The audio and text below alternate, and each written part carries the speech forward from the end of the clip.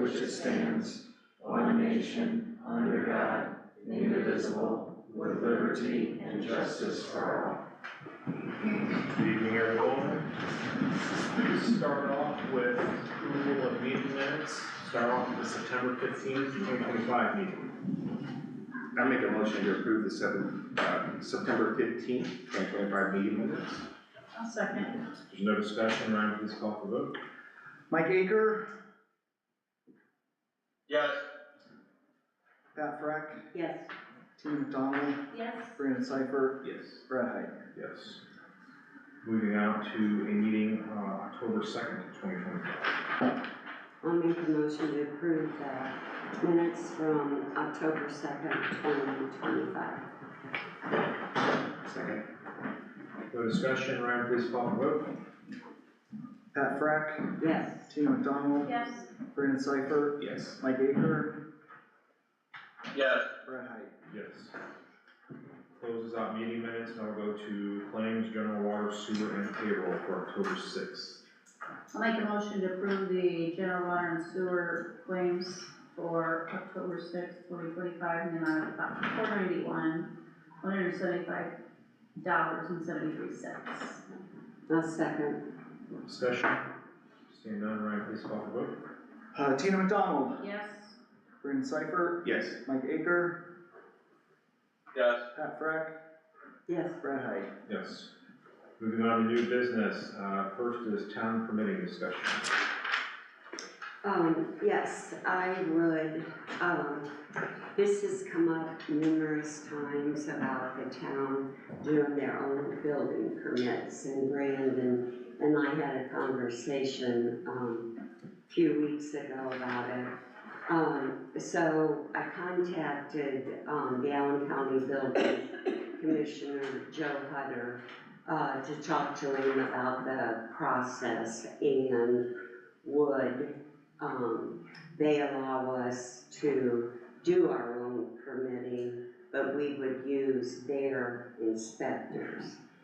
And, that is not possible because they use the fees from, the building permits, to pay for their staff, the staff's vehicles, all that, type of thing, and, that doesn't even cover it fully.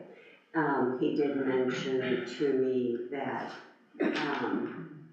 they currently have 4 inspectors, for Huntertown alone.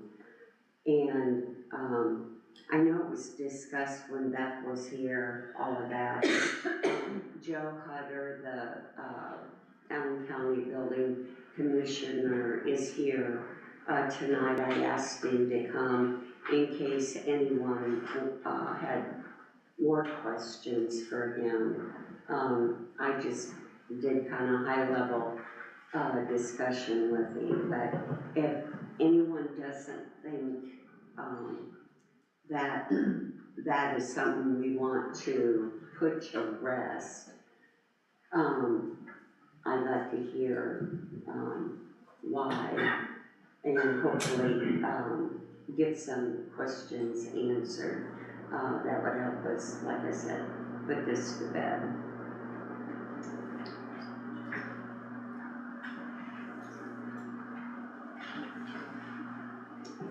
Well, Any questions?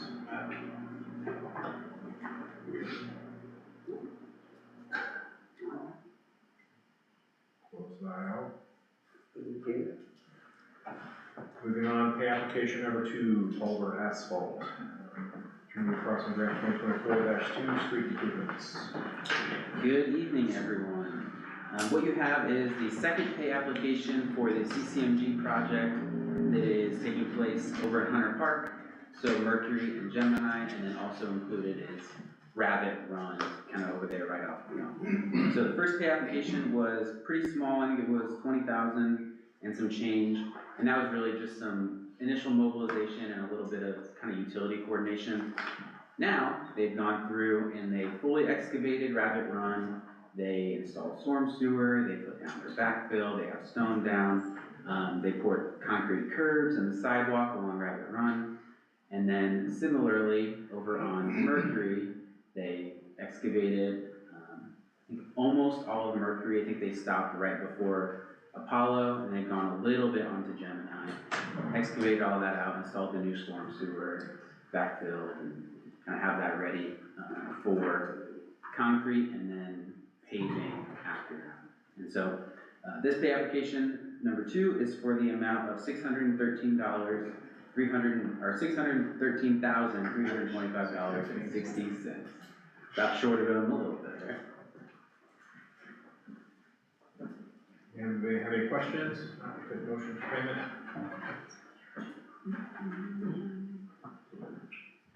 Stephen, will you give me that amount again? Yep, it is $613,325.60. I'll make a motion to approve pay application 2, in the amount of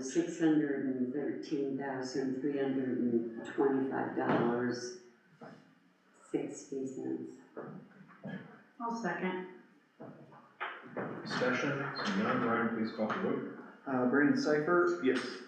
Mike Aker, Yes. Pat Freck, Yes. Tina McDonald, Yes. Brett Height. Yes. Thank you. Moving on, pay application number 2, Landmark Construction, Water Tower. This was presented to the utility board, Jim Breckler was here for that.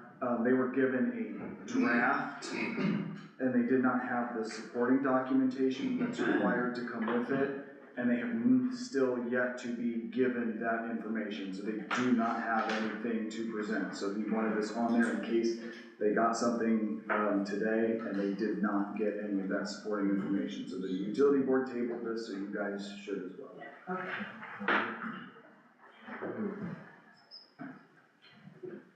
Town Council Ordinance 2025, number 14, no parking on Brownstone Run and Warehouse Place. Alright, so this is in, the Brownstone Manor subdivision that's north, on Old Lime Road, just south of Shope Road. We had a request from the HOA to post no parking on some of the significant curves in their subdivision. They have a lot of people that park on the streets and they're worried about kids, school buses being able to pull through, emergency vehicles being pulled through, stuff like that. So I went out with Randy and looked at it, and if you look at the kind of the picture on the second page, because the descriptions are pretty detailed, but it would be on Brownstone Run, kind of that first significant curve coming in, as well as 100 feet from the stop sign at the intersection of Rittenhouse Place and Brownstone Run. And then further to the east, as you get further into the subdivision, there's a significant curve that's also right in front of our lift station, so having no parking signs posted there as well. We picked sides that have hydrants so that there's no parking, so fire trucks can access hydrants if they need to. Sent it to the HOA, didn't hear any concerns, so have it drafted for you guys this evening.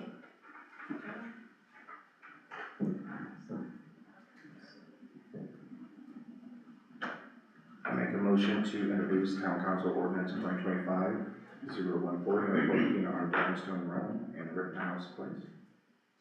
I'll second. Ryan, please call for vote. Mike Aker, Yes. Pat Freck, Yes. Tina McDonald, Yes. Brandon Seifert, Yes. Brett Height. Yes.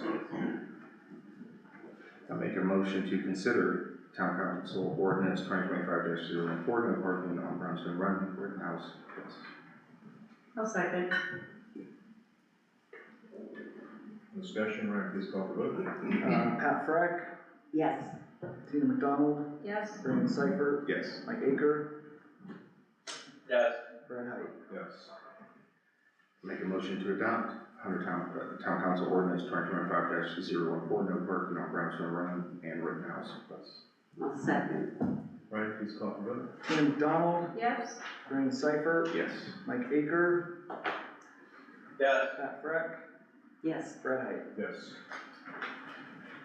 Moving on, request for proposals, town attorney and engineer. So this was discussed at your guys' last meeting. and I drafted up the RFQs for both the town attorney and the town engineer position. Both were discussed at the USB meeting earlier this evening.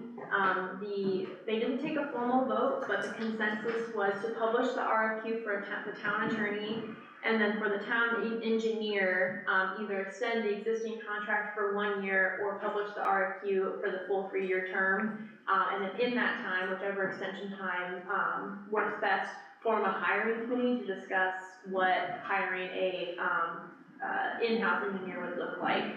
And Derek has actually provided, sorry to put you on the spot, provided a summary of annual consulting services for the last 3 years that breaks down like hourly work, and he can explain it a lot better than I can. So Ryan had sent out fees paid for consulting services over the last 3 years.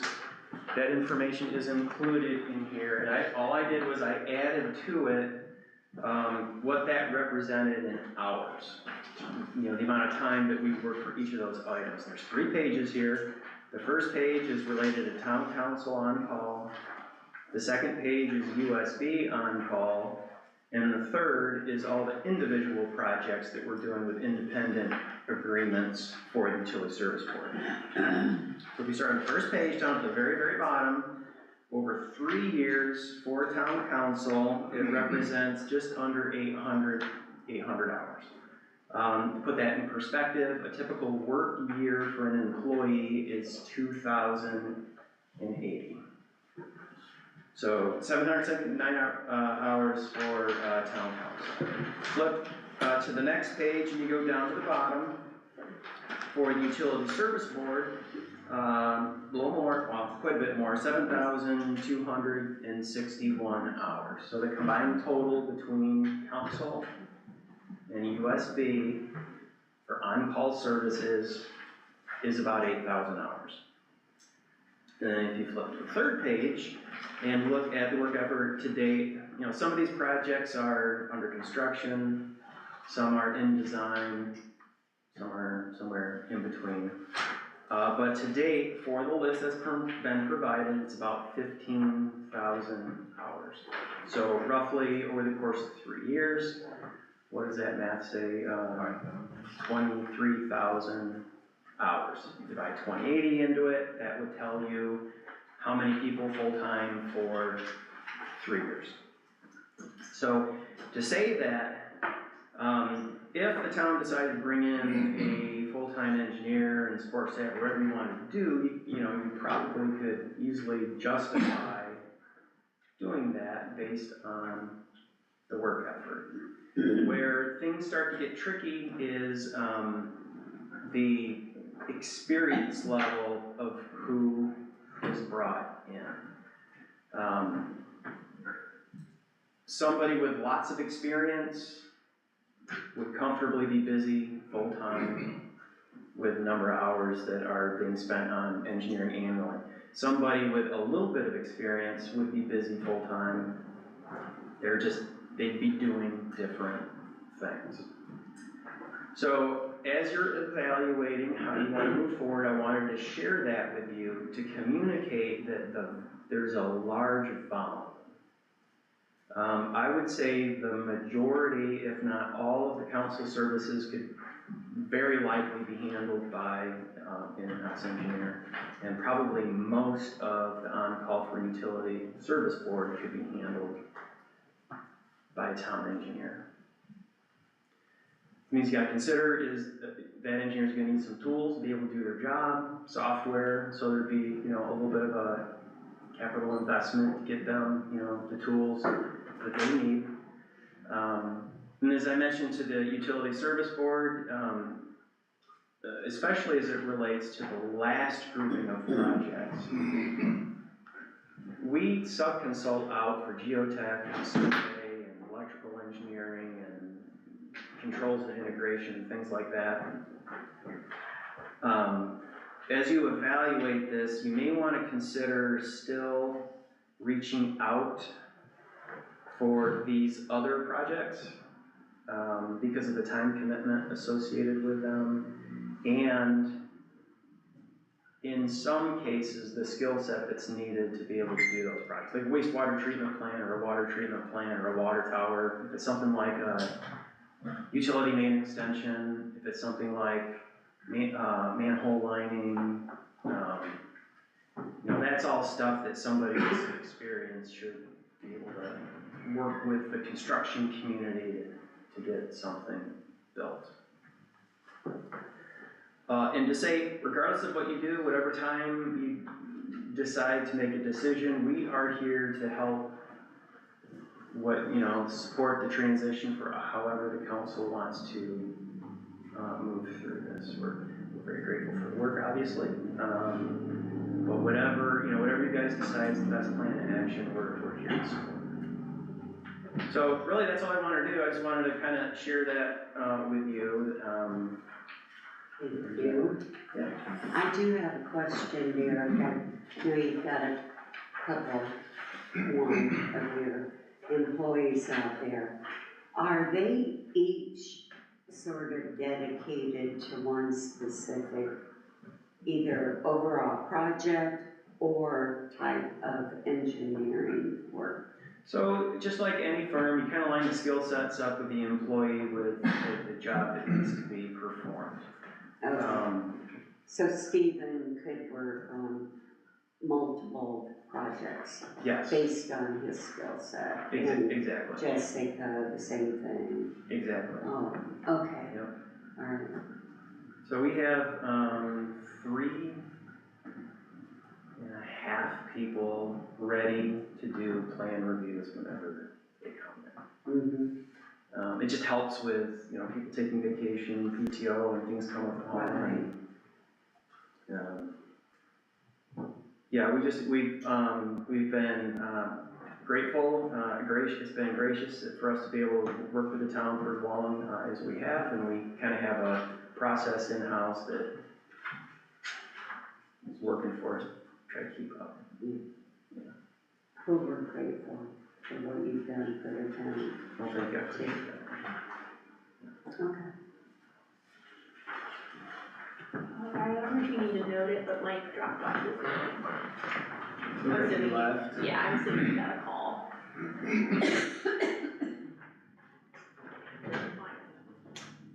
Anything for the attorney side?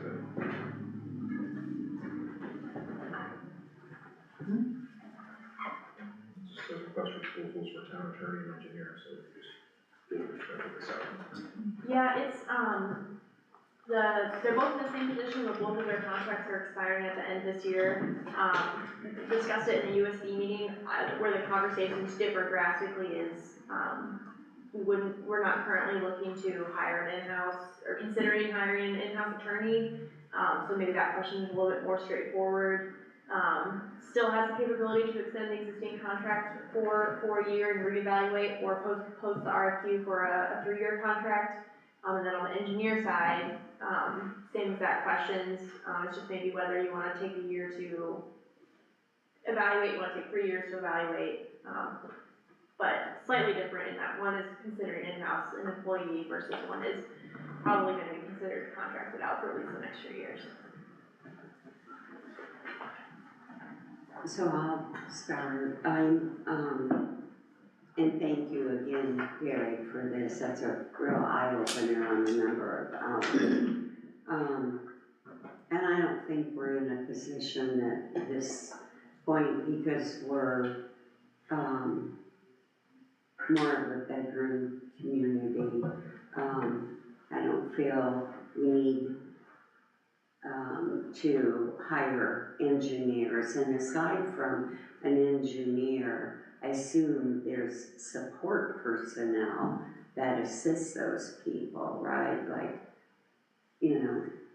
send somebody to a meeting because they're in the middle of something else important, or just logistics of the office equipment, that type of things. And I don't believe anybody mentioned, but we'd be looking at a vehicle for the engineer. And so I'm not in favor of hiring at this point an in-house engineer at all, and I would support just extending the contract. And as far as the, attorney contract goes, I kind of, feel the same way, even though, we wouldn't need, at this point, a full-time attorney. I feel the firm we've used has, taken us through huge leaps and bounds in our town, and I think their pricing is reasonable from the time we did do RFPs. And we only did that, I believe, once, and that was 3 years ago. And, they're familiar with the projects. Mike's here to all the meetings, and I would not like to see an attorney for the USB and a different attorney for the council. I'm just in favor of extending the attorney's contract also.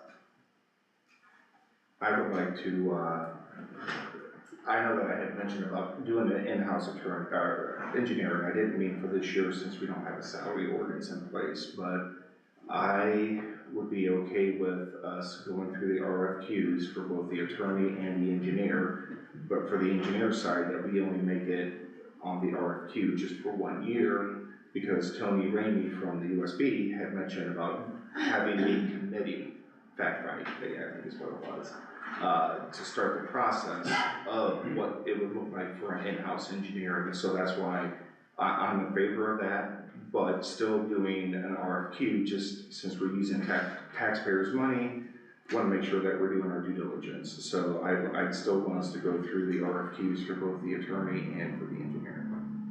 And then next year, we work with the USB hand in hand together collaboratively to see what it would take for an in-house engineer and a staff of 3 or 2, whatever, just so that we can get a full understanding, but still go through the RFQs for both contracts. Comment?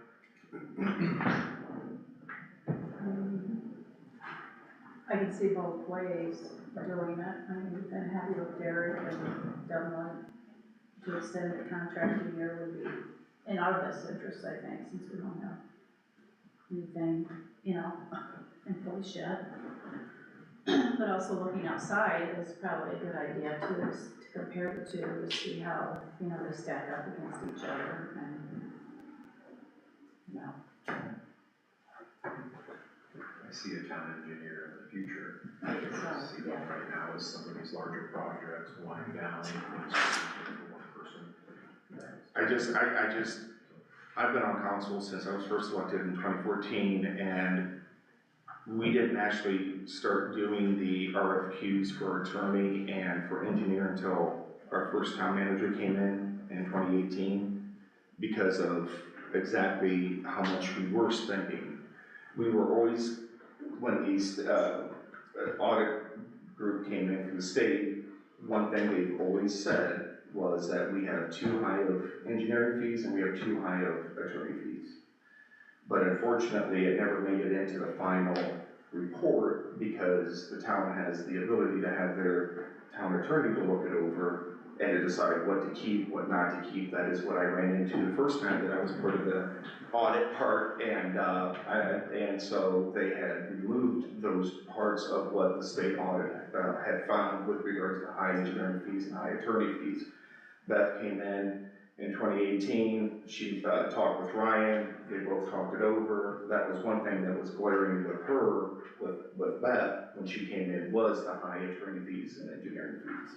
And that it is in our best interests or due diligence with using taxpayer money to see if we are doing the best or not, and to see what else is out there. And I think that we need to do that continually. We've done it in 2018, and then we did it a couple of years later, and here we are again. But on that note, I do get frustrated at times, because every time that this has come up about doing the contracts and RFQs, I'm always told, and I'm always hearing that we can't do this, we can't do it, because we've got too much invested right now. So it just seems like we're just kicking the can down the road, because every time that this comes up, that is said exactly. We can't do that, we can't do this, because we've already got all this in the can. And it just kind of gets a hard pill to swallow to constantly hear that every time that we have this discussion in regards to professional service contract for attorney and engineer. I'd like to add, we did go through the RFP process, and the committee still agreed, the, law firm and engineering firm we had used was the best of all the RFPs we had gotten. And the years I was president of council, I was on the exit committee, or part of the exit, interviews for the audits, and I don't ever recall, and Ryan could probably pull out those interviews on every one. I never heard from the auditors that our engineering or law firm prices were too high, or we were being charged too much. And I think maybe there was 1 year, I don't know if that's during the years there were lawsuits going on. Ryan, you may remember more. I don't know what year you came. This topic didn't cover audits when I was the clerk treasurer. It was closely before, it was going through, the litigation with the city of Fort Wayne, that sort of thing. And not being there, I don't know the exacts of it, but the conversation that I had with Dave Hawk when I came on centered around the simple point that it's not the State Board of Accounts, when they audit, it's not their job to tell us what we can and can't spend money on. That's true. Their job is to audit our finances and make sure that the financial statements match with what we say in our payment vouchers and our receipts, all that stuff, our disbursements, our payments, all that stuff matches from the start of the audit period to the end of the audit period. It's not their role to tell us what to spend our money on. And yes, they had an audit comment that we were spending that sort of money, and that was Dave's, in Dave's review, because it's not their role to tell us how to spend our money. The attorney with the State Board of Accounts agreed to take those comments out of those audits. But again, those were audits before I started, and my signature is not on any of them. I wasn't in on the entrance conference, the exit conference, any of the conversation in the middle. That's just the conversation I had with Mr. Hawk about that particular issue. But did you not have conversations with Beth and I in regards to, in 2019, when I was council president, we sat down and we talked about how that we do have high engineering costs and we have high attorney costs. Do you remember that conversation? We sat down as a group, and you guys determined that you wanted to do something, that you thought that they were too high and you wanted to do something about it. Yes, for sure. Yes, we did. Did we not also say that? Sure. Yes. Yes or no? Yes. So let's just make this simple. Just call for a vote. If you want to propose this for them or not. Make sense, everybody? Okay, so Ryan, do one for who's in favor? Or just do one for the attorney? In favor of proposal for the attorney? Sure, who's making the motion? Make a motion for me? If not, I will. I'll make a motion that we vote for requests for proposals for town attorney and engineer. Start off with the town attorney. Second that. Discussion? Okay, this vote is for yes for quote or no for quote. That'll be the answers. Ryan, call for vote, please. Brandon Seifert. And this is to send it out. Yes for send it out RFQ, no for not sending it out. Yes. RFQ. Yes. And Mike Akers gone. Yes. Okay, Pat Freck. No. Brad Height, or Tina McDonald first. Yes. Brad Height. Yes. Okay, let's move on to the engineer.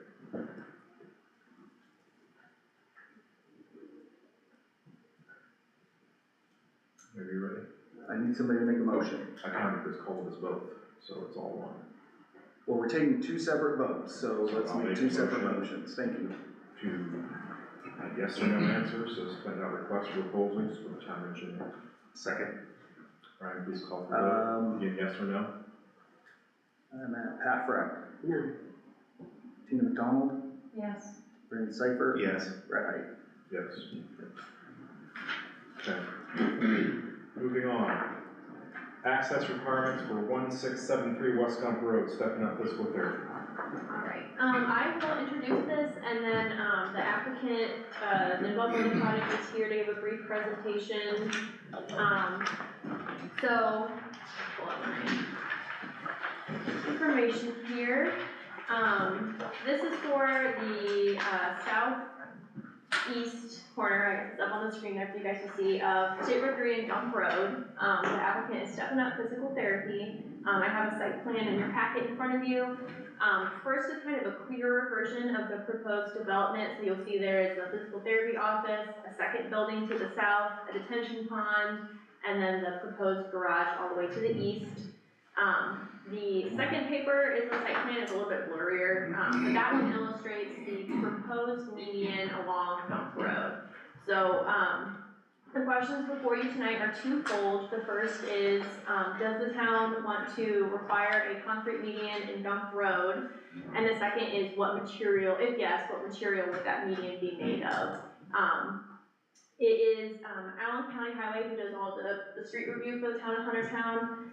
They have continuously provided comment to this developer and developers before them, utilizing the access standards manual, which is what the town uses in all of our street reviews, that a median would be, an unmountable median would need to be required in order to enforce the right in, right out. The reason for that is this is less than 500 feet from the intersection, it's just over 300. In order to make that a safe right in, right out and actually enforced, so you don't have people trying to turn left out of several lanes of traffic, a concrete median would enforce that. NDOT has concurred with that review. Randy and I have met with Allen County Surveyor's Office, we also concur with that, just on a safety standpoint. And then the second question is, if you guys decide to enforce the access standards manual and enforce the construction of a median, what do you want the median to be made out of? This comes into question with the proposed roundabout further down the road. The developer has proposed a rubber median with similar to what you see on State Road 3, a rubber median with flags. The reason for that being, if a roundabout is near construction, a concrete median would be installed as part of that construction project. If the roundabout is not near construction, a non-mountable concrete median would be best. That's Allen County Highway's recommendation. They have found that the rubber medians, people drive over them. They said they spent $5,000 last year in the winter because snowplows kept hitting them. They had to reinstall them, stuff like that. So two-part question, just to give you a little bit of backstory, and I think Jason's here to talk about his development a little bit further. Thank you, town manager, council members. My name is Jason Hazlett, and my wife and I are sole members of Hazlett Enterprises. We own 5 commercial buildings in Fort Wayne. We are trying to do a development here in Huntertown, which we've already started about a month ago. If you can go to that next slide there, please. Listening to that introduction, and if I were in your seats, I'd probably be saying, why did you buy this lot? You know, you're arguing to get good access, but that lot's been vacant for 15 years for sale, and so why are you fighting this? I did a lot of due diligence on this project. Due diligence doesn't guarantee anything. If you buy a home, you do your due diligence. I mean, it could still have termites, who knows? So I understand that, so I'm coming into this with a reasonable mind. But I purchased this lot June 25th of last year. If you could go to the next slide, please. And the reason I bring that up is back in '23 is part of the time I was doing due diligence, so that's 2 years ago, and this is from the prior town manager. And she's explaining in this email, that basically Parkview has agreed, it says it there, Parkview has agreed to construct the roundabout. If you go on to that next slide there, this roundabout would be on, what's the road, is it Hunter's Ridge? Hunter's Ridge, yes. And it would kind of move into Parkview's property a little bit too. So this is the conceptual design that ERI put together. This is from January of '24. And this does give full access. So with using the roundabout, I mean, if you had to come out and turn left, you would go right, do the roundabout, and be able to come back left if you wanted to go into Huntertown. If you were coming from the east and you wanted to come in, you could still cut through that barricade and make that left turn right there into the lot that we're working on. So this is a fix. If you go to the next slide for me. I was pretty excited when this came out and when Beth said, hey, this is a go, Parkview's agreed to construct this. And then we got that mock-up, and then I sat through a presentation in this room where Parkview's presentation shows the roundabout. So all these things are leading up in my mind to this is a lot that we can develop, it makes sense, the roundabout's gonna go in. Now maybe you guys have more information, I am unaware that the roundabout is truly in the plans right now. Is there info that I don't have, or? Yeah, Hannah, do you wanna talk about an update. Have you updated about the? Yeah, I can, just basically at a high level, Parkview has some turnover, so we're re-entering conversations of development, on site, and one of the questions to consider is whether or not a roundabout would go in. So I would echo your point that it's not for certain as of yet. Yes. I still am hoping and praying the roundabout goes in. I just think it's the best case scenario down the road. It's busy there. I mean, my wife and I ride our bikes up and down the dump coming off the trail there. It's busy, I understand that. If you can go to the next slide for me. What's my ask really is if this roundabout is gonna go in, can we do a trial? So for the first, maybe it takes a year for this roundabout to go in. Instead of putting in a $50,000 concrete median, I'm making that up, I don't know if it's gonna cost that much, but it was $18,000 for me to put in a short run of rubber. We already have that estimate, so a concrete median is gonna cost a lot. And it has to go all the way to white, so it's gotta be a 300-foot long median. Can we get true data? Can we not put it in? Can we let the development happen? Can people make left and right turns? And we get data. Are there accidents? How many accidents? How often? And look at true numbers, not guess whether or not it's gonna be an injury-prone intersection. Because what's gonna happen is gonna cause injuries, I believe. This is what's gonna happen. People are going to not be able to turn left into my development, which is gonna have 7 businesses in it. I'm sorry, 6 businesses. So there's a decent amount of traffic coming in and out. They're gonna cross Lima. They're gonna come onto this gump towards Huntertown, and they're gonna try to make the first left turn they can to do a 3-point turn to turn around. If there's too much traffic there at a busy time, they're gonna turn right into the school lot and make a 3-point turn, or go into the parking lot and turn all the way around and come back out in order to cross Lima again and get to my development. So these residential neighbors, in all reality, are going to see 50 cars a day turning around in their driveway, if we put in that restriction. So my ask is, let's do a trial run, let's give this a go. I know it's against the norm. You've got NDOT saying we can't do this. Allen County Highway Department wants 500 feet. I understand what we're up against. But putting it in, I do believe, well, it's not a guess, they are going to turn around these driveways. It's just gonna happen. So I'm just asking for not doing that. If it becomes a hazard, we will put that in right away. That's my ask. If you can go to the next slide, this is the last slide. The other issue I have is I'm not some huge developer. This is actually my first development. I've got 5 single commercial buildings, but I have to fill all these, I've got to pre-lease all these spots. There's 6 spots. One of them will be Stepping Up Physical Therapy, which is my company. The other 5, I've got to find people to go into, right? One of them is going to be a coffee shop at the south end with a drive-through that goes through there. Mocha Lounge wants to go in. I spoke with them again today, so Mocha Lounge on DuPont, they're excited. They want to come to Lima. She mentioned it specifically. They want to come to Huntertown. She mentioned it specifically. They ghosted my emails, they actually did, 3 or 4 weeks ago because there's not full access. I showed her the plans today, told her I was talking tonight. She does want to come in, but it's gotta have full access. I'm only saying that because what I'll be up against is you're gonna have a vacant lot sitting over there if I cannot fill it. I mean, businesses have to have traffic come in there. So that is my summary there. I thought it was just gonna be stepping up at that location, I didn't realize. I thought, I was under the understanding there was just gonna be one building and stepping up, I didn't realize that you were gonna have these other, 6 other businesses. Yeah. 6 businesses. 5. I haven't changed it. The only thing we did change was, at one point, the buildings were actually conjoined. We separated them, we put a green space in the middle. But the south building is going to have 4 1,500 square foot, supposedly 1,500 square foot. If a tenant needs 2,000, if we make adjustments. This is going to be called the Huntertown Wellness Park. The businesses which go in there will be health oriented, so chiropractor, dentist, massage therapist, something along those lines. The only tenant that I think would not be health oriented would be a coffee shop, which I just think is necessary.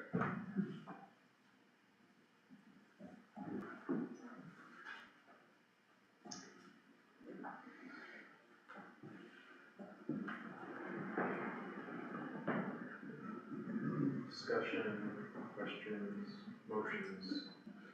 I guess I'd feel better about this if we had a couple more meetings with Parkview to understand what they're talking about, what they want, because it sounds like it's gonna be an open sandbox starting over again with the group.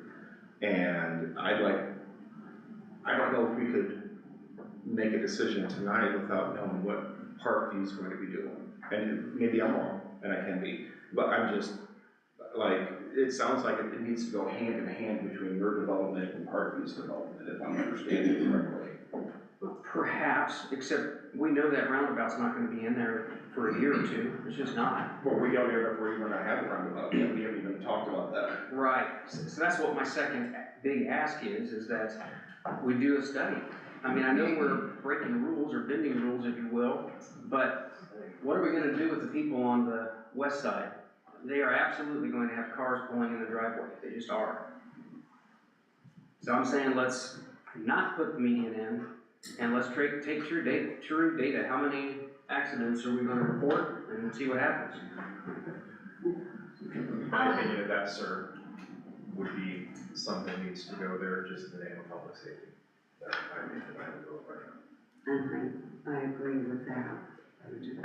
What's along, State Road 3, those rubber things sticking up? Yeah. I don't think those are sufficient. Do you know what the next choice is in Berry?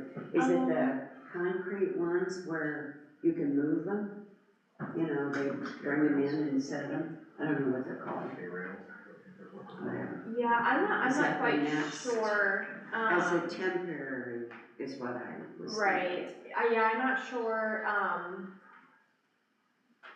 I'd have to talk with Allegheny Highway on that, the ability to put something, cause while the rubber median with the bollards would be temporary in, planning, they would be mounted to the roadway as opposed to a concrete thing that wouldn't be attached to the road surface, if that makes sense.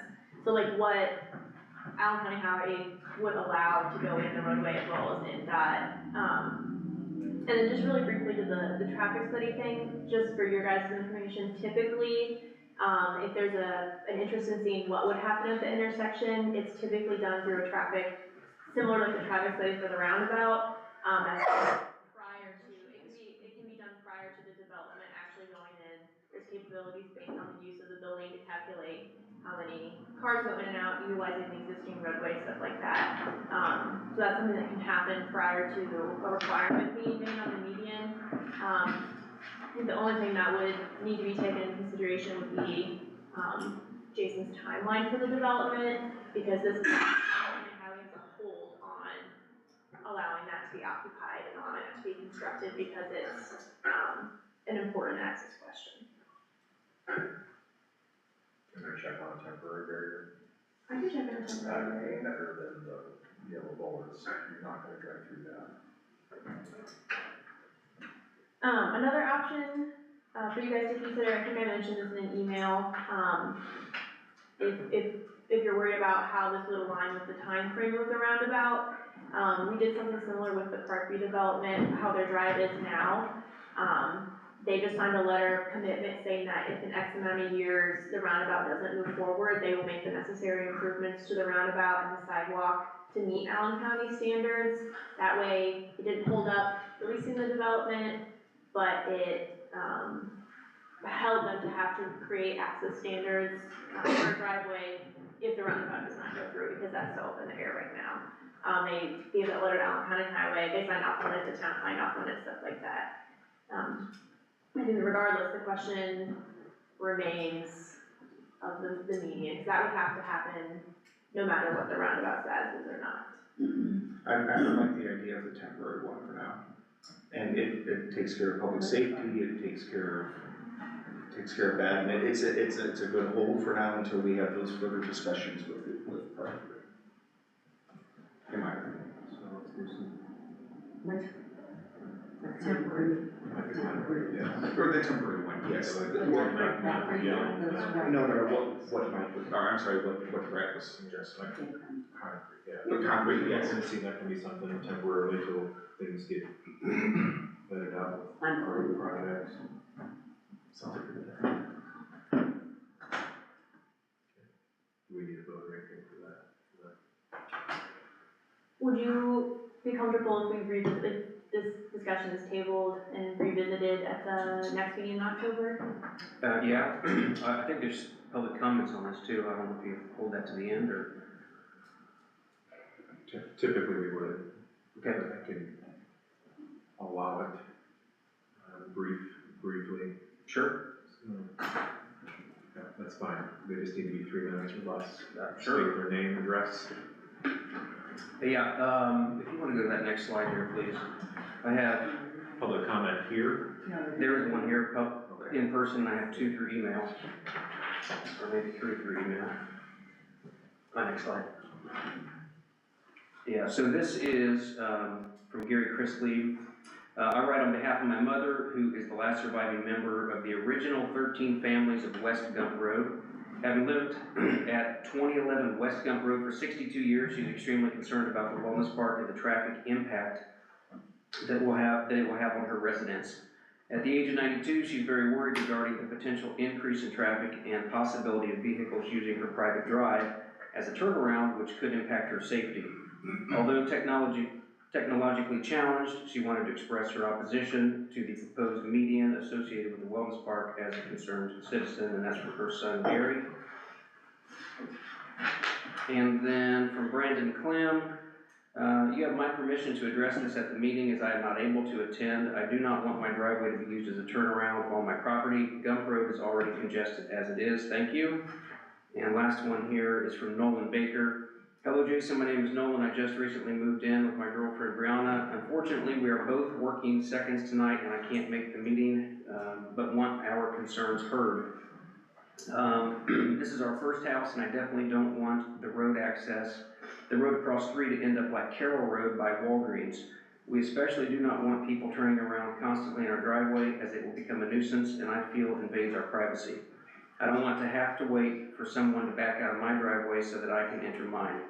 This would be, well, he used a bad word there. This would be a real unwelcome welcome from Huntertown. And please share my concerns and thanks for listening. And then Craig is here in person for comment. Thank you.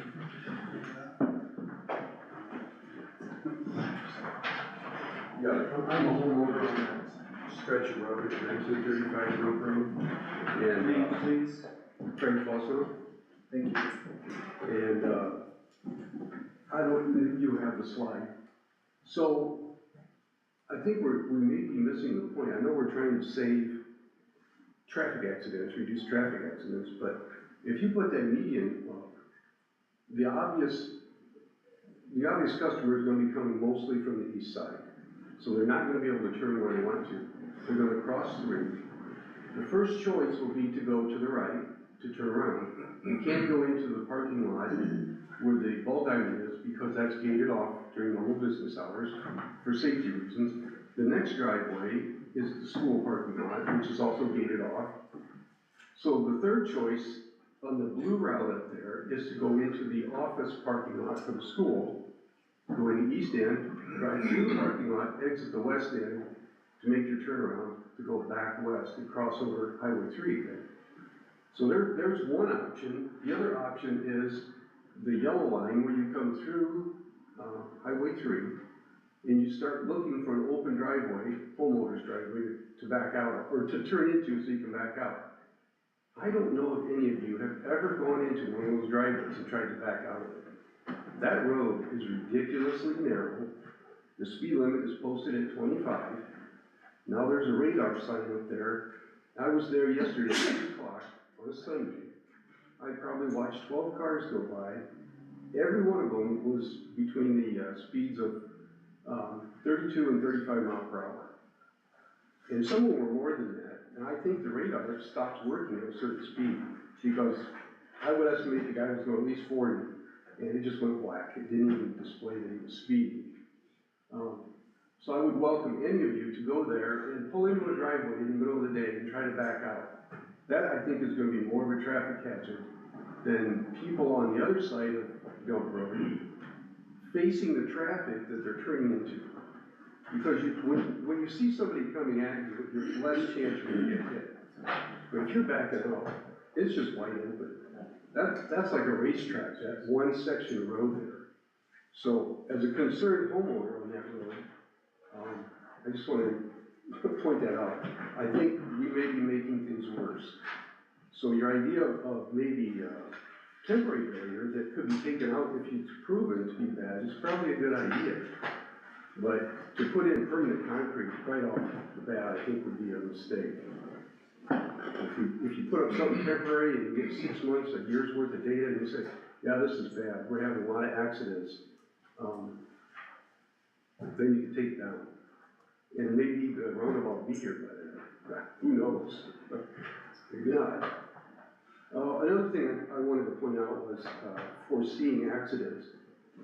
If the barrier is up there and people are coming across 3 to get on the other side of the Gulf Road, and they're not used to going to that business we're talking about, and they immediately slam on their brakes to find the first driveway, I feel sorry for the people that are flying through that intersection behind them, because that is a busy intersection. And I just hate to see us make it worse. So as a concerned homeowner, I just want to point that out. Thank you. Okay, so that is tabled to get more information. Moving on, approval of town ADA transition plan.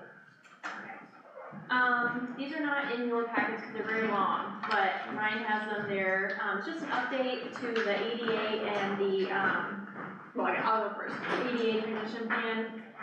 This is required to be updated. NDOT has, implemented the new requirement that starting in 2026, it needs to be updated every 3 years with annual reporting to the state. This is for anyone that receives federal funding or state funding. Same thing with the Title VI, that's an annual update. In it, there's sidewalk evaluations, curb ramp evaluations for ADA. Discussions on how the town can be more compliant or is currently meeting compliance. I attend ADA trainings, I'm an ADA coordinator. We'll provide ADA and Title VI training for our staff. It's been submitted to NDOT. I'm just looking for you guys to approve both of them. We'll have them uploaded to our website. We'll have copies in the front office if anyone wants to request them. And again, this is kind of a living document, so it'll come to you annually or every 3 years or so for review as we work to become compliant or maintain compliance. Vote for approval Yes. For both. Yes, please. same time. Let's do both at the same time. I make a motion to approve of Huntertown ADA transition plan and the approval of the town Title IX and program and its implementation plan. A second. No discussion, Ryan, please call for vote. Tina McDonald, Yes. Brendan Seifert, Yes. I'm assuming Mike hasn't returned. Correct. Pat Freck, Yes. Brett Hyde. Yes. Proposal for new computers in the utility office, town manager, and clerk treasurer. There is a quote in your, there's an estimate quote in your packet from Portland IT Solutions. It just shows the cost of one. I think we would be looking at probably 6 for the 5 of us in the office, and then probably a new one for Tim to read meters on out in the streets. We purchased these in 2020 with that first round of CARES Act money. Martha had an issue with the airport card in hers. You've got battery issues with yours. Sheridan's had a multitude of issues that she's gotten hers fixed, and as we saw 2 meetings ago, I had the issue where mine overheated and we couldn't stream and I couldn't do anything with it, and that's been fixed. Tim has told me he didn't give me like a specific issue, but said if we are getting in on new computers, he'd like one too. So, there's money in the CCD fund this year. I was told last week that obviously this estimate has already expired, but I talked with Fort Wayne IT Solutions last week, and it does, this price is still current for these types of machines, so. That's the request tonight for 6, estimated at $999 per computer, and then they'll come in and do all the transition work, get our programs, as they are now, and get us running on something a little newer, a little better. They do say about 5 years is the typical lifespan for a machine anyway these days, so we hit that 5-year anniversary in August, so. So you're looking for a motion? Yes, please. Since it's over the $5,000 that Hannah's allowed to sign off on as the purchasing agent, so we brought it to you guys then. I'll make a motion to approve the purchase of 6 town computers at the price of $999 each for approximately $6,000 total. I'll second. Discussion? Seeing none, Ryan, please call for vote. Brendan Seifert, Yes. Pat Freck, Yes. Tina McDonald, Yes. Brett Hyde. Yes. Proposal for voice cloud software. There's another quote, this, 10-6. From Voice Systems has been, the provider of our, software programs. We have one for payroll, we have one that I run our fund, our budget, all of our, receipts in, our disbursements out, all of that stuff is run in the program. And then the billing software is run through a third program. And the Voice group has been purchased by this BS&A software company, and now this BS&A software company is pushing its own product in addition to Voice's. So we have, the girls and I have gone through just kind of a brief presentation on how this program works. It takes all of the 3 modules that we have and it brings it into one module instead of having 3 different programs. Everything's in one space.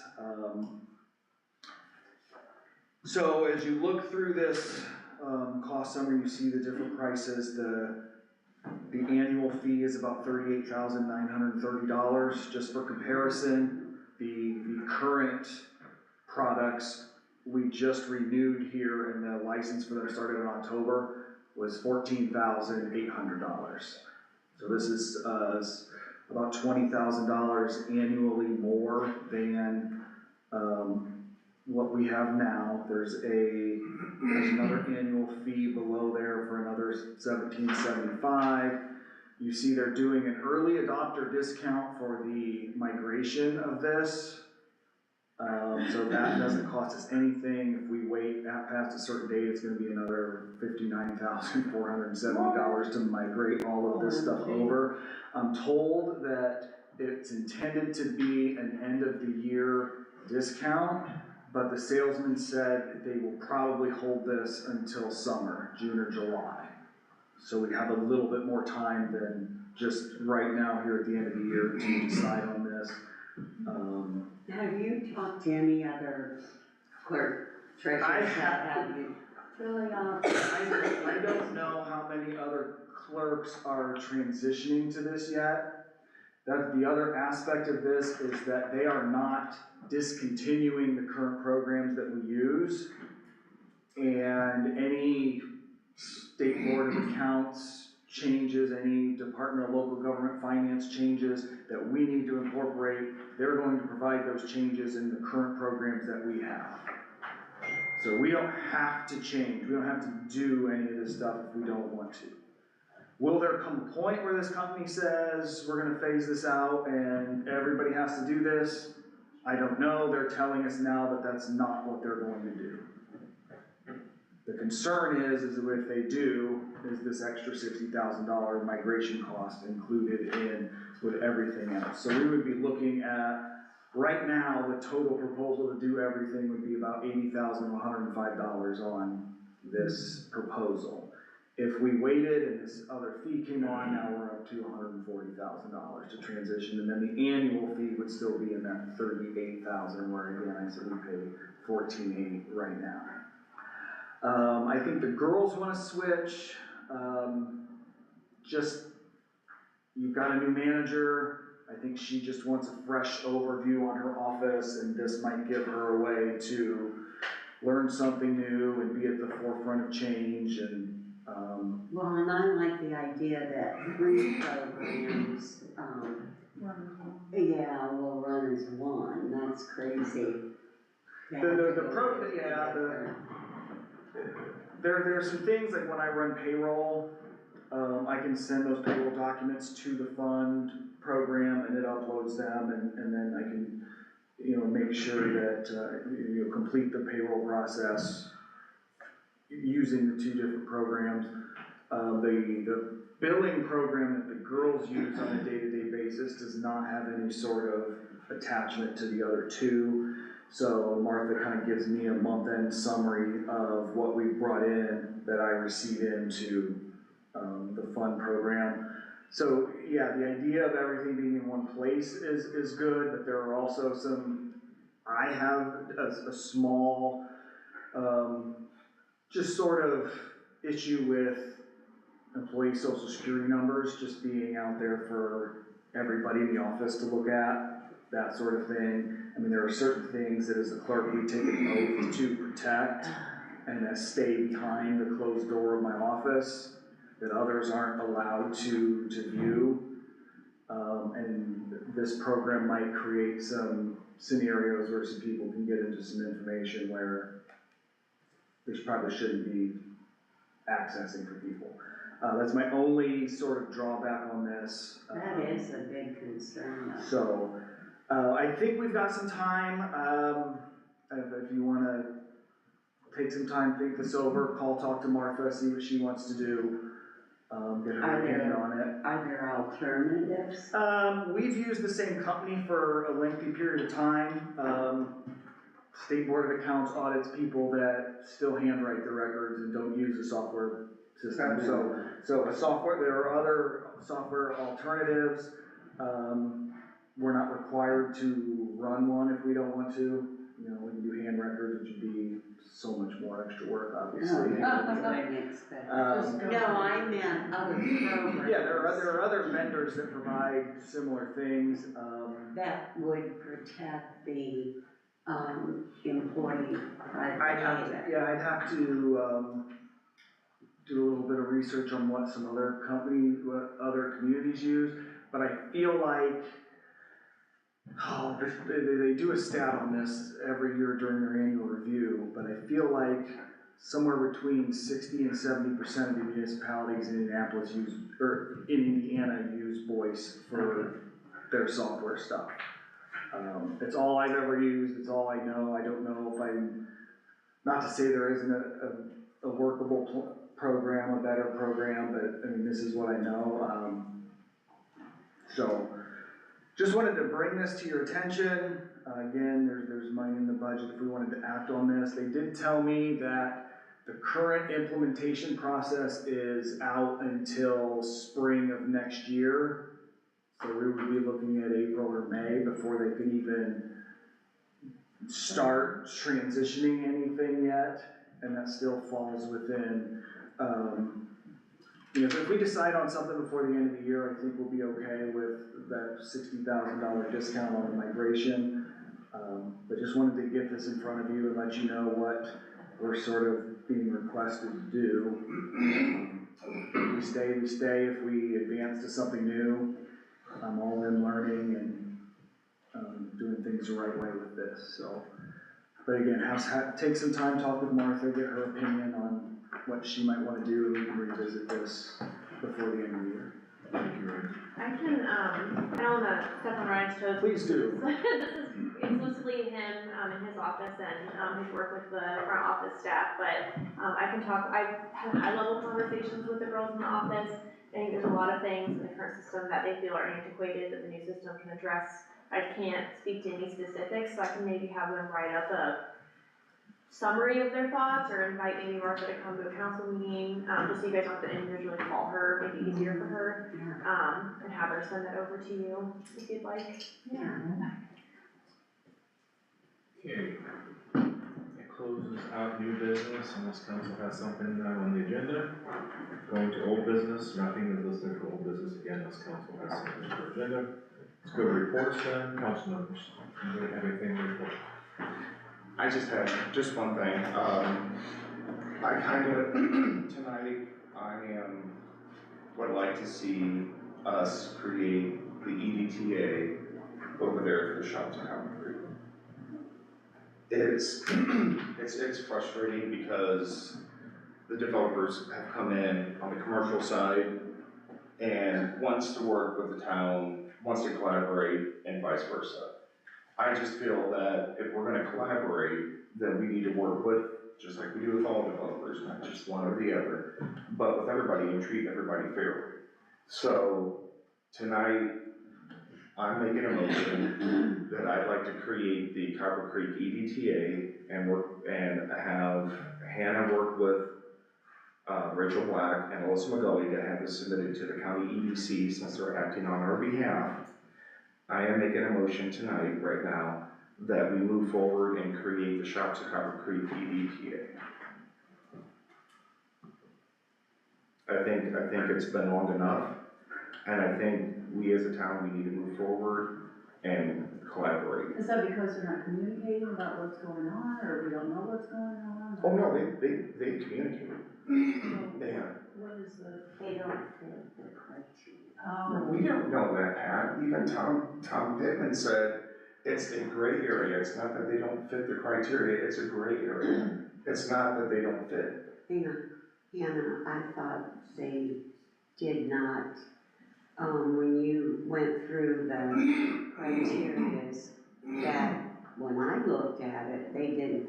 Number one, that it's a piece of land that would never develop. We always knew that would develop. So you gotta throw that one out. And I don't remember, there were like four or five.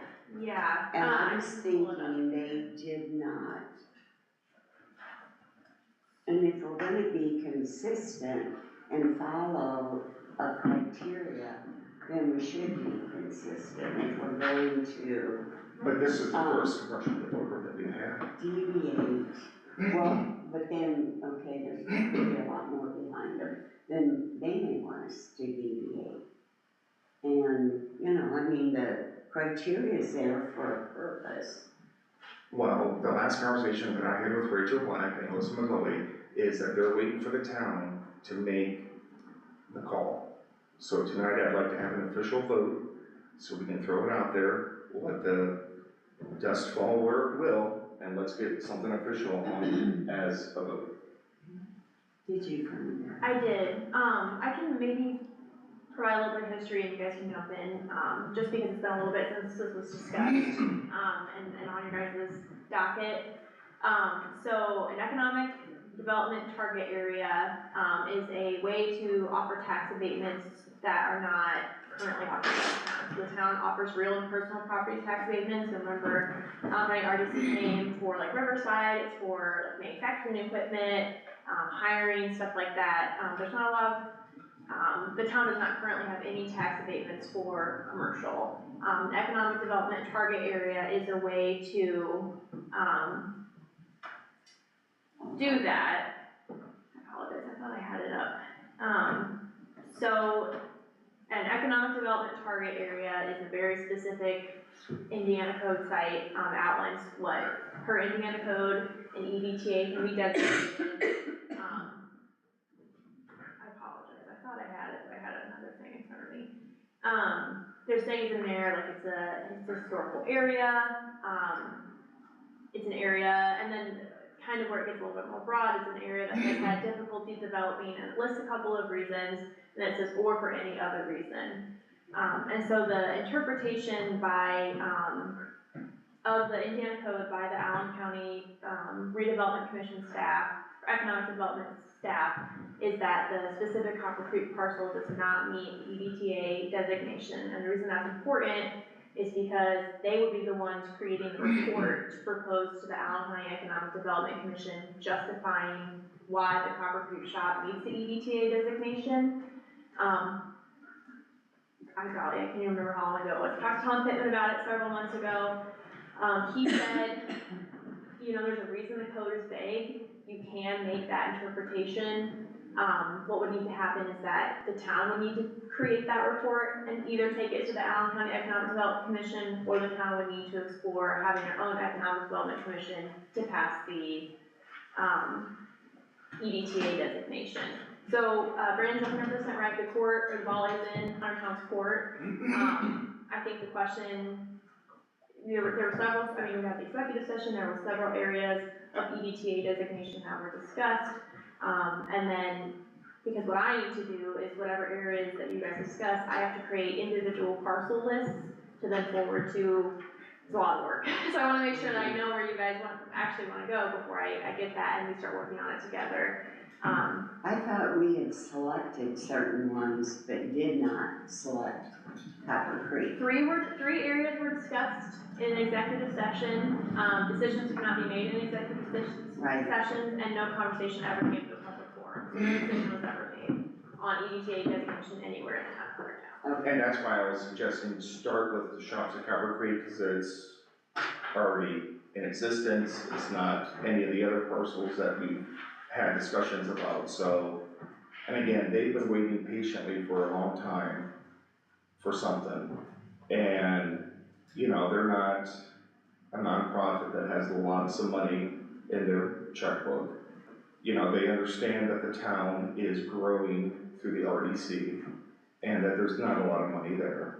So, you know, they're actually acting in good faith and wanting to collaborate with the town, but I feel that we're not doing that on our end. And so that's why tonight, that's why I'm making the motion for that, to start with this first EDTA and work on this to get it going, so that way when we possibly select other EDTAs in our community, at least we've got an understanding, we've worked through it, and it's, you know, at least we're moving forward, because right now we're still at halftime. We've not even gone into the third quarter yet, and we've been on halftime for a very long time. So I think we need to move forward, in my opinion, and do our due diligence, unless we create our own EDC. And we tried that once, and it went to the final hearing, and it was shot down. So we've already started the process, created an EDC for the town. I did that in 2023.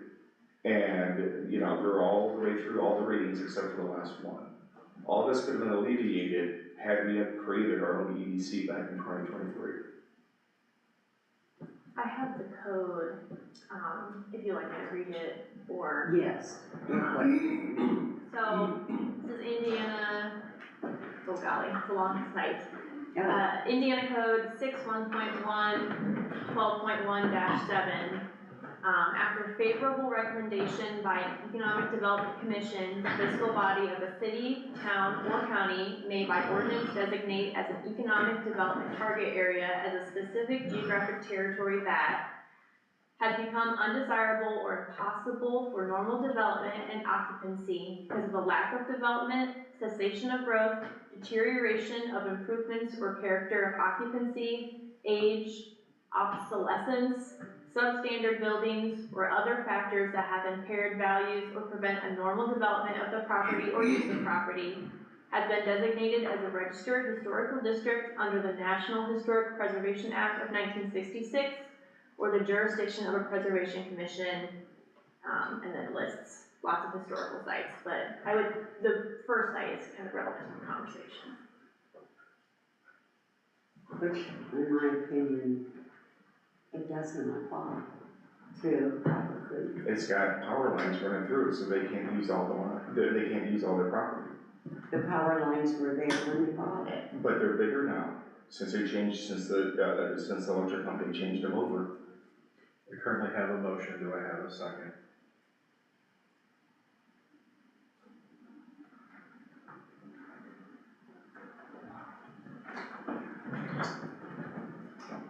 Second?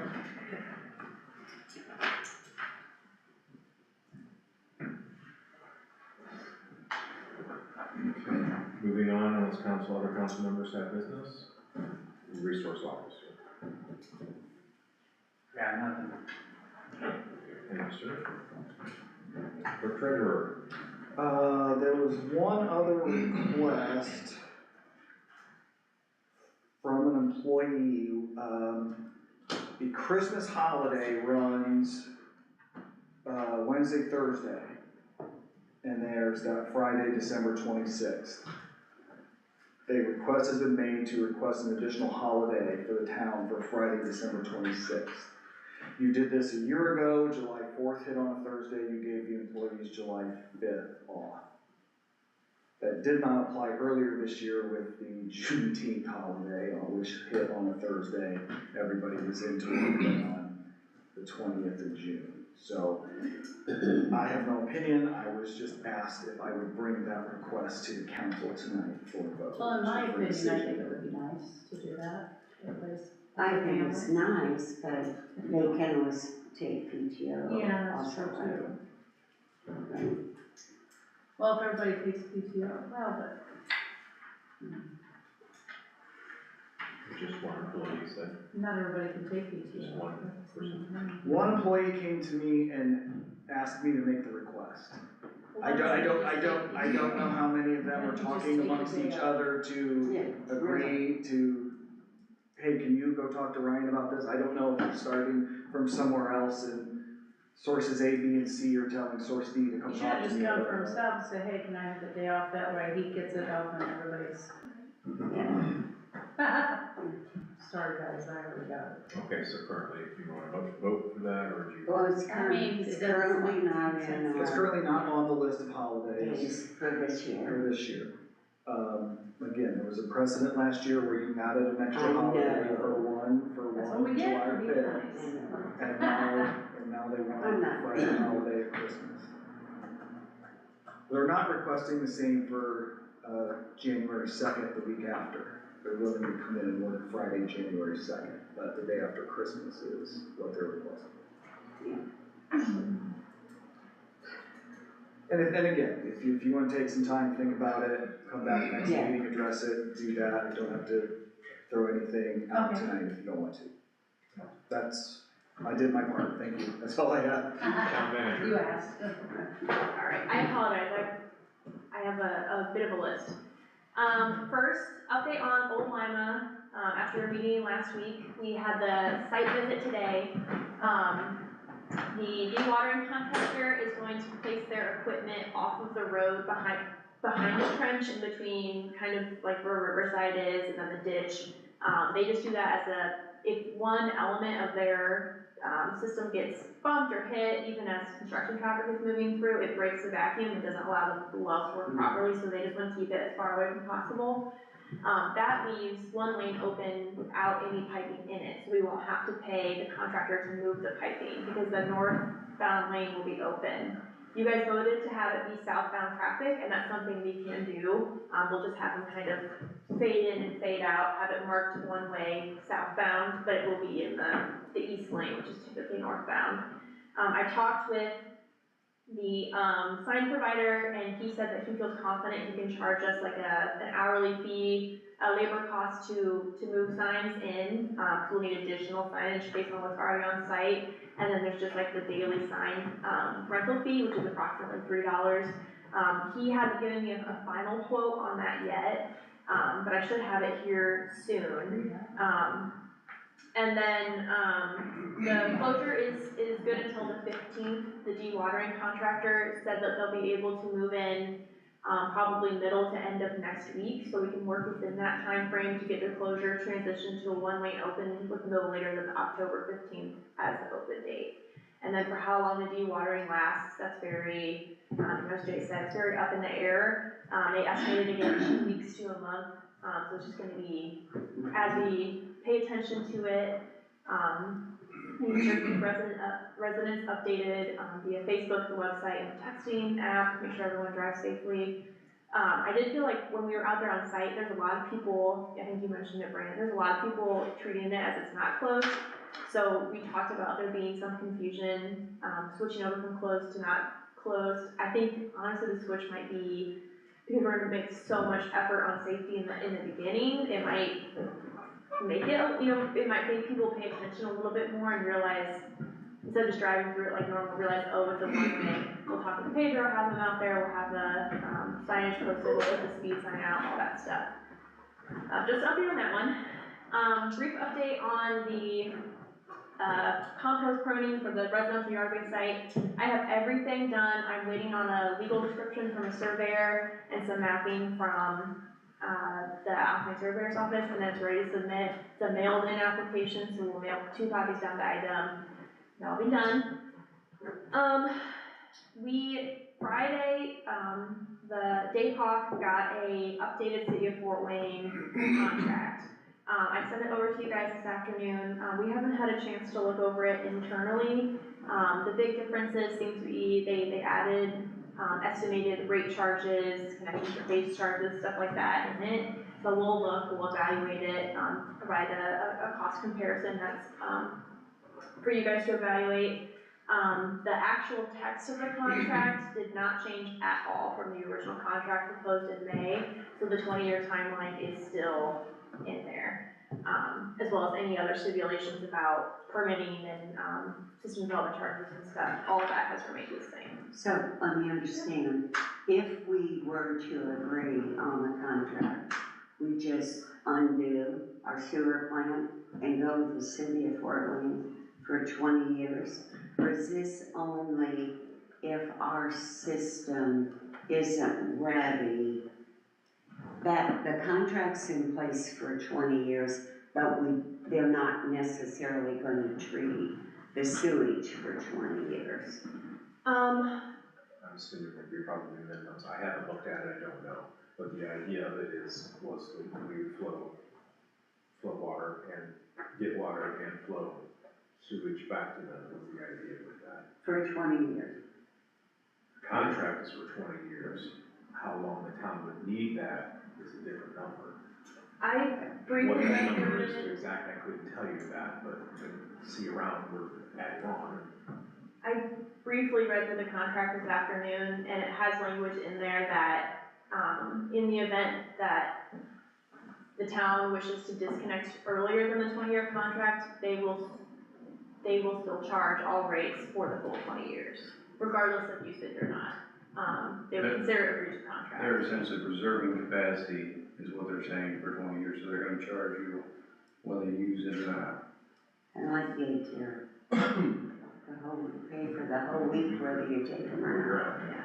So, all that to say, we're gonna look at it in a lot more detail and probably provide some updates, but it was sent to you if you'd like to look through it. It's just been a long time coming, so I wanted to make note of it. And I would like to say that's a no-brainer, vote no for me. A 20-year contract with the city where we would pay them whether we're using them or not. That's really ridiculous. Alright, two other quick things.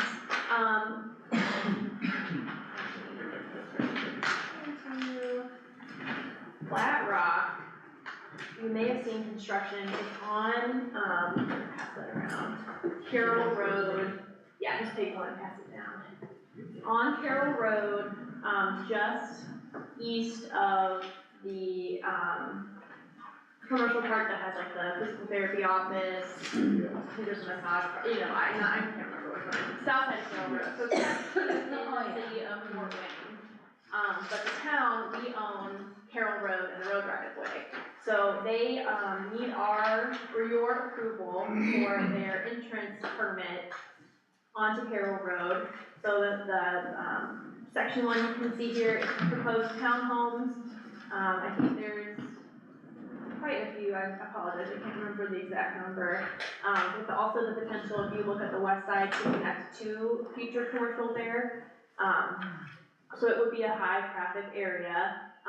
ERI has reviewed their entrance and gone through a few submittals with the developer. Allen County Highway has looked at it, and they are proposing, and it is approved from Allen County Highway and ERI to install 75-foot tapers with 50 foot of 12-foot lanes in order to have like an acceleration and deceleration as cars are turning on and off of Carroll Road. So like I said, it's passed all the technical approval. Kind of the last thing is your guys' approval of the access on entrance permit within the Carroll Road right of way.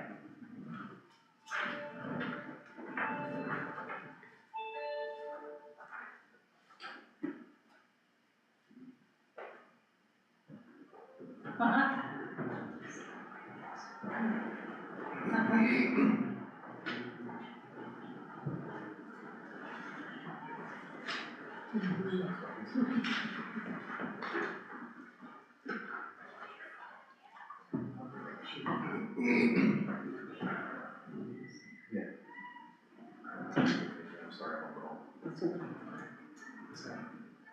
I'll make a motion to approve the entrance onto Carroll Road for Flat Rock, Section 1. Second. Okay, no discussion, Ryan, please call the vote. Tina McDonald, Yes. Brendan Seifert, Yes. Pat Brett, Yes. Brad Hart. Yes. I have a question.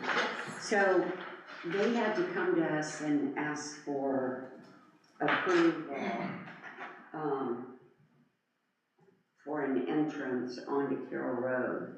Did Steppin' Up have to come and ask us for approval for entrance onto Gump Road? I think the reason typically, if it's within the norm of Allen County Highway standard access standards manual, they will handle everything.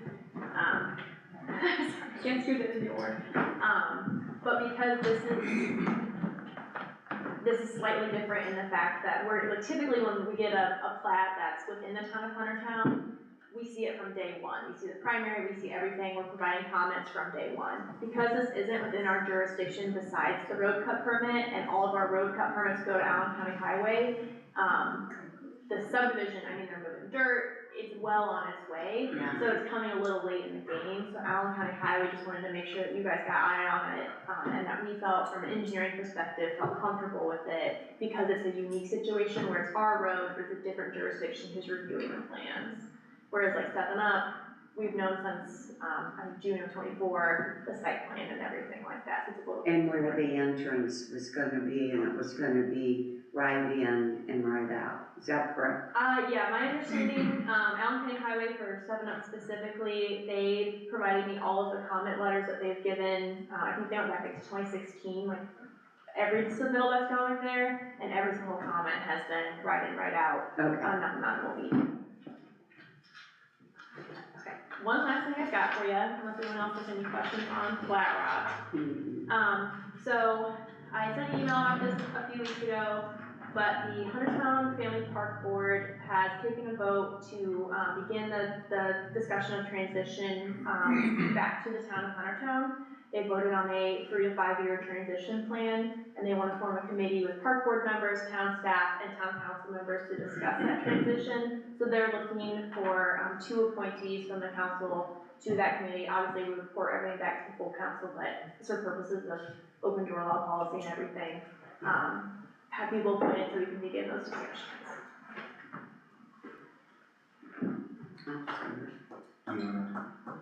Do you know if Mike and Brad know about this as well, so that we can get Yeah, a I consensus? think they're not like in a super big rush. I think they wanna begin discussions seriously before the end of the year, if you prefer to table it until the 20th. Yeah, we could So we can get, Everybody. yeah, everybody, a chance. Yeah. If they wanna. All right, I will bring it back up at your next meeting. thank you, Hannah. Any questions for Hannah? Not seeing any, we'll move down to engineer report. Nothing to add, thank you. Will we get the capacity, the monthly capacity that was handed out at the USB? You know about the council packets? Yeah, I was actually, but I just don't think you got on this agenda, I didn't even realize it. I don't know if I included it in the packet, but I have it and I will email it to all of you tomorrow. I appreciate it, thank you. Anybody have any questions for Derek or the staff? Not seeing any, we'll move down to attorney, I call.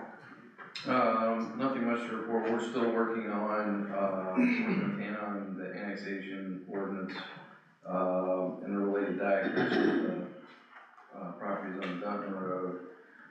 Still working on finalizing the language on the special contract for the fence.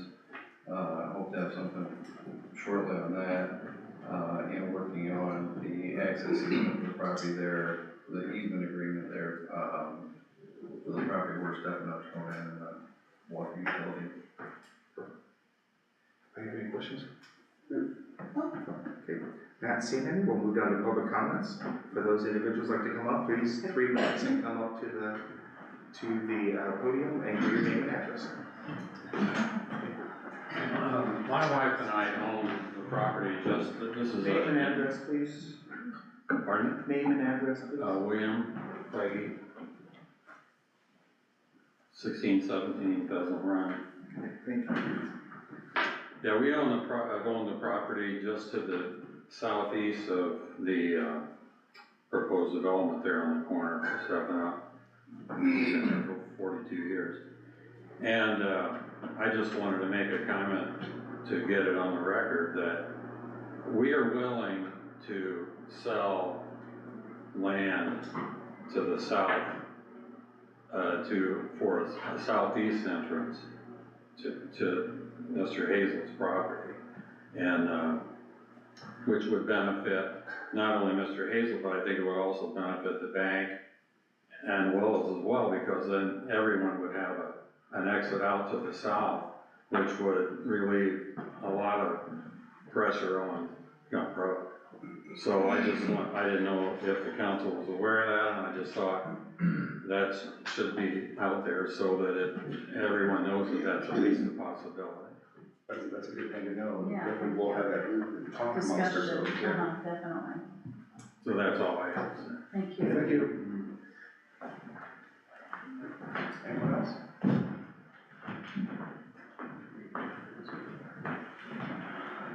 Hello.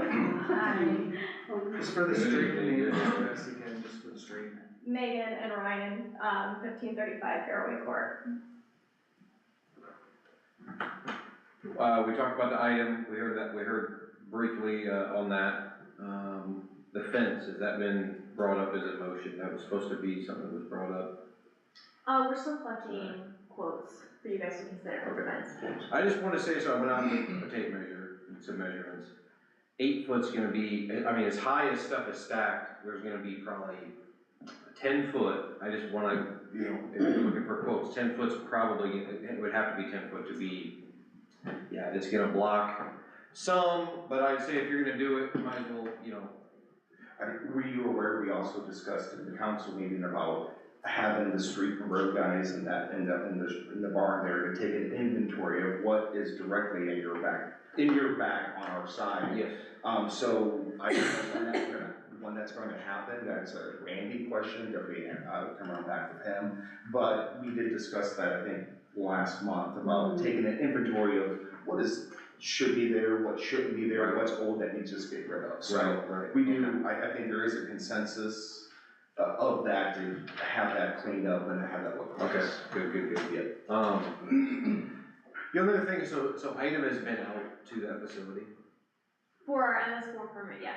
Not for MS4, specifically for compost. No, because it has not been submitted yet, so no. Okay, So I'm just, go ahead. I guess my question would be, I thought they had been out there, but I mean, are they is it kind of general consensus, kind of everyone agrees it's in some serious violations of their code? We have not had any feedback from IDEM besides what needs to go into the permit. They don't really know. I mean, you have general guidelines for the permit, but they don't really know the state of it. I mean, I guess my question would be, certainly it's clear that it needs to fall into these regulations. I don't think that they would recommend, like, yeah, go ahead and keep dumping there until you get the paperwork mailed in and all that. I guess that's my concern, is I'm looking at it build up and I'm thinking like, you know, this is gonna be more stuff to clean up, to whatever the regulations are going to be. So I'm just wondering, I'm like, surely IDEM wouldn't say, well, yeah, go ahead and just keep dumping, and even though it's in violation of, you know, legislators have voted, I mean, state legislators, that it's unacceptable, you know? The codes. Yeah. The codes that I printed out. It's not just a matter of you know, our bias. Obviously, we have a stake in it. Other people have had a concern with it. They just kind of know it's always been that way, and they've never said anything. So I guess that would be my question: are we in agreement that it's in a violation of state legislature? We have submitted to IDEM a brief overview of the history and the activity in requesting what information they require for a permit. They did not have any immediate red flags or concerns with the information that we provided to them. I believe I also shared them an aerial of the site.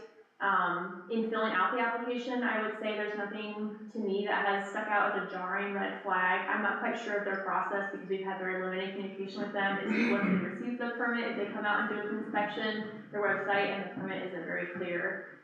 But we have not had any communication from IDEM that there's an active violation or concern at the site. So I will just address Google that searches, just address that the codes that I brought up, there are several violations, and that's why I feel like it's taking you so long. I mean, we're talking months for a couple page paper that I printed off and was so kindly bringing in for you guys. I feel like at this point, we're talking like 2.5 months have gone by and not even a single piece of trash has been picked up, and you're saying that there's We've seen them go out there, and I'm like, you know, my mentality is like, well, they walk back to the shop empty-handed. There's things that are just on the way to pick up. You know, I don't know, I mean, I get that, you know, maybe Randy's busy, there's guys that are busy, but, I mean, they're there for 8 hours a day minimum, right? I mean, I can tell they've been out in that area, so it's like, pick up the trash, you know, just grab something on your way back to the shop. Some sort of action that we've seen zero action. There's not been one single action. There's actually been stuff added back there, that's it.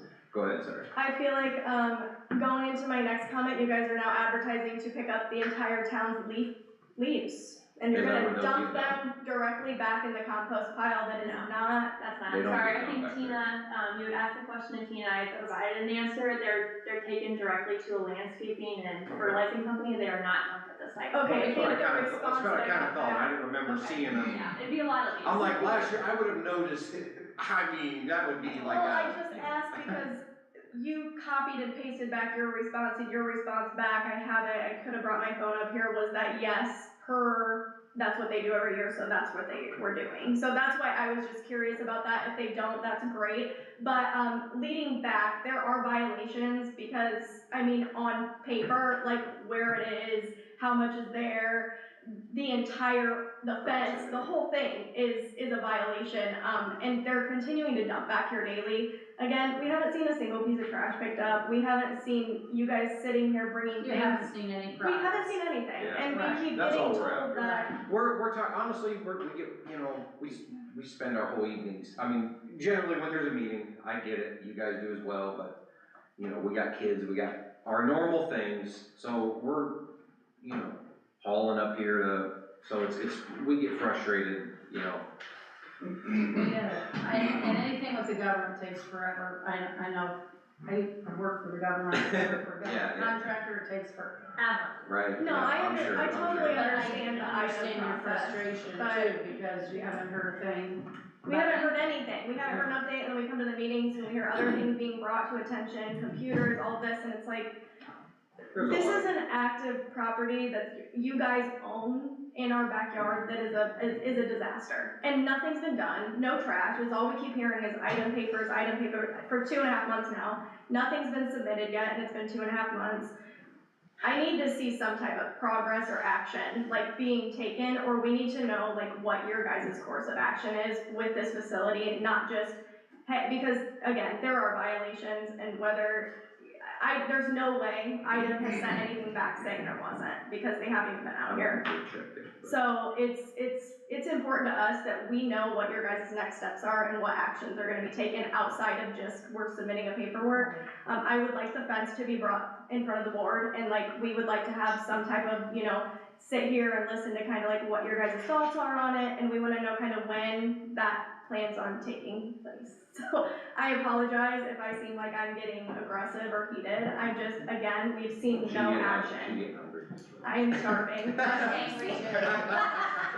Everybody's Normally we would, but no, we've just seen nothing being done, and people are dumping back there every day, all day, and nothing's been done. We just want a happy medium, we know people use it, people like it, you know, we know that there's a happy place that we can get to. Yeah, So I think absolutely. everyone kind of, Yeah, I wouldn't like it either. no.